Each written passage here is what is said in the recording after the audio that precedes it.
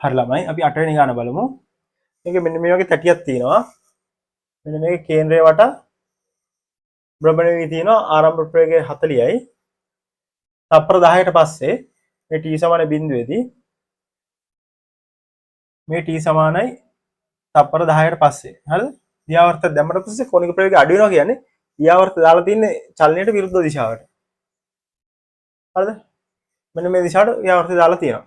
ඒතර අපෙන් අහන්නේ දියාවර්තය. ටෝ කීයද කියලා තමයි අහන්නේ. හරි.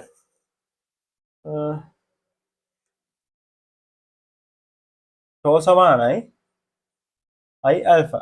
හරිද? i alpha. ටෝ සමානයි i alpha. අවස්ථි කූරණය වැඩි කිරීම කෝණික ත්වරණය. හරිද? සරල සූත්‍රයක් මේක. F සමාන ma ට සම්පාත සූත්‍රය. හරිද? හරි. i කියන්නේ මේක දීලා තියෙන 8යි. alpha කෝණික ත්වරණය.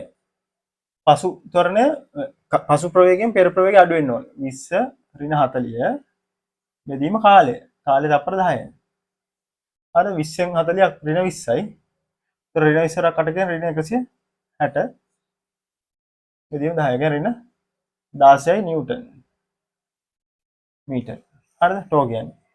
ඒ අපි මේ දිශාවට ගත්තා. හරිද? අපි මේ සලකන දිශාව මේ දිශාවට තමයි ටෝ සමාන i alpha දැම්මේ.